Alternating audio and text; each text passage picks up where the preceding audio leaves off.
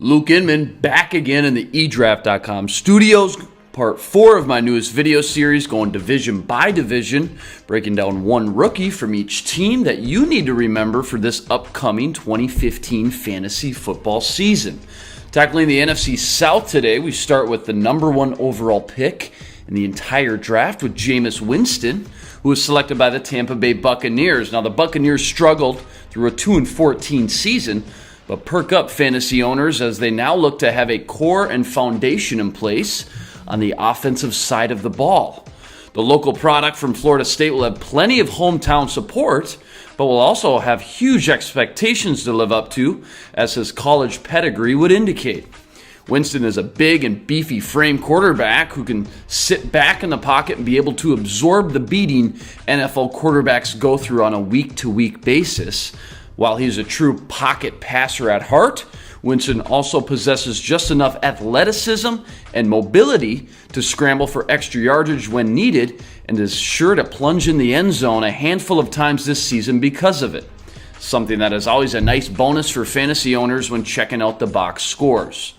Now, while the mainstream trend will be to rank Winston outside the top 15 and likely even the top 20 due to the struggles first-year signal callers experience, listen closely, as it may be worth your while to think long and hard about the Buccaneers' newest quarterback. You see, I'm all about value. For example, while Peyton Manning and Aaron Rodgers are destined for week-to-week shootouts and big fantasy numbers, it's nearly impossible to get much value for the guys you have to spend big money on. But drafting or bidding on any player that will exceed his average draft position or pre-draft rankings more times than not, and you're on your way to building a championship roster one way or the other.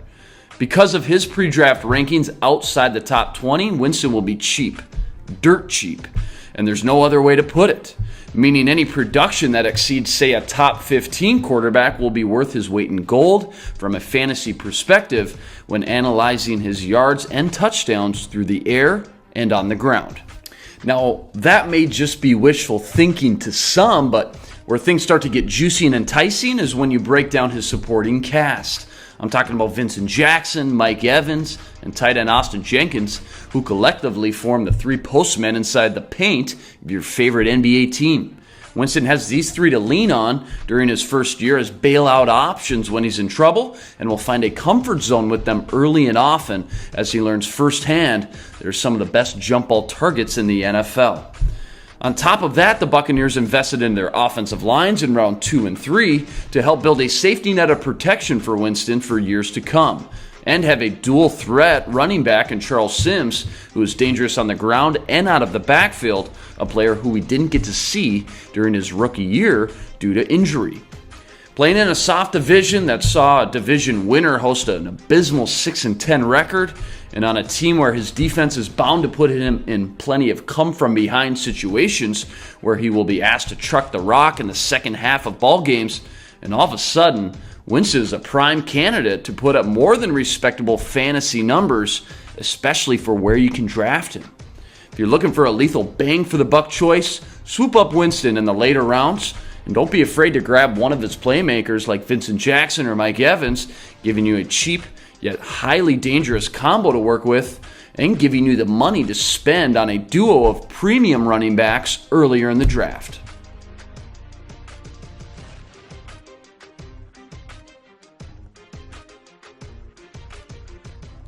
Well, that abysmal 6-10 record that won the NFC South division was owned by the Carolina Panthers, who struggled to find a real identity on offense after their ground and pound rushing attack wore down as the season went on, and teams started to double and even triple team Kelvin Benjamin. This season, though, Cam Newton has another toy to play with in the passing game, who shares similar qualities as Benjamin as a tall and lanky wideout, and should be another matchup nightmare. Michigan's Devin Funchess was projected as a top 15 pick at one point during the pre-draft process, but was pegged down due to his skeptical route running and just lack an uncertainty of a true number 1 position.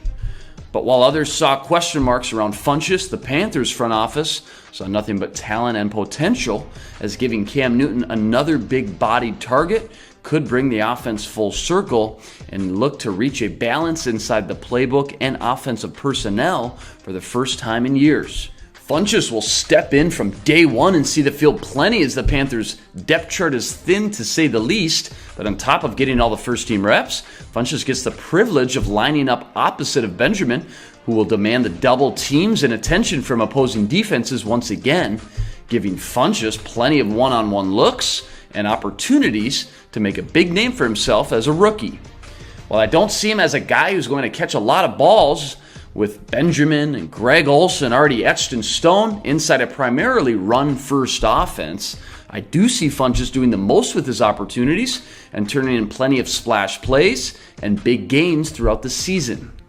While I'm pegging him on just 40 to 50 receptions, I wouldn't be surprised to see Funchess average close to 15 yards per catch and end up with close to 8 touchdowns. Whether you're in a dynasty league or not, Funchess is a guy who will have an impact in just his rookie season. Just be prepared, though, to go through the inconsistencies that most rookie wide receivers face.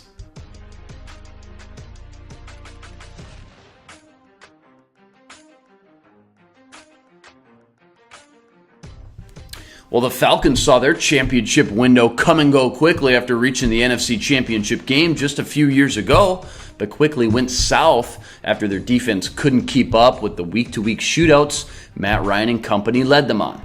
Good news for them is they have a new head coach who's going to bring in a new identity to a defense that already has added some key pieces and talent through just one offseason of free agency and drafting. Flip the side of the ball, and Matt Ryan, Julio Jones, and Roddy White are still in place on an offense that has the talent to put up 30-plus points a game on any given Sunday.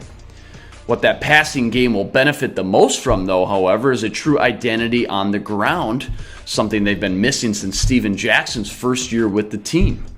The Falcons now have 2 young talented running backs in the mix to lean on in last year's rookie Devontae Freeman and this year's third-round pick Tevin Coleman. Coleman was on the wish list of many draft gurus heading into draft weekend as the ultra-productive back from the Big Ten displayed a full arsenal of attributes that translates well into the NFL.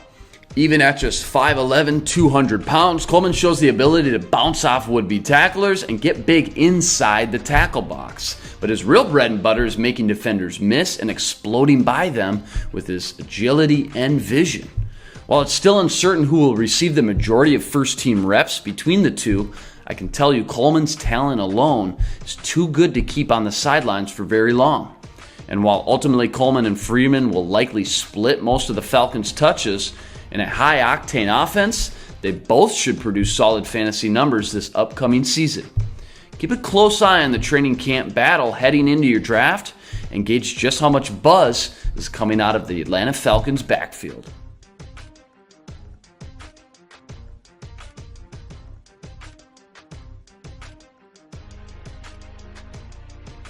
With most of their offensive skill players already in place with guys like Drew Brees to Marcus Colston to Brandon Cooks,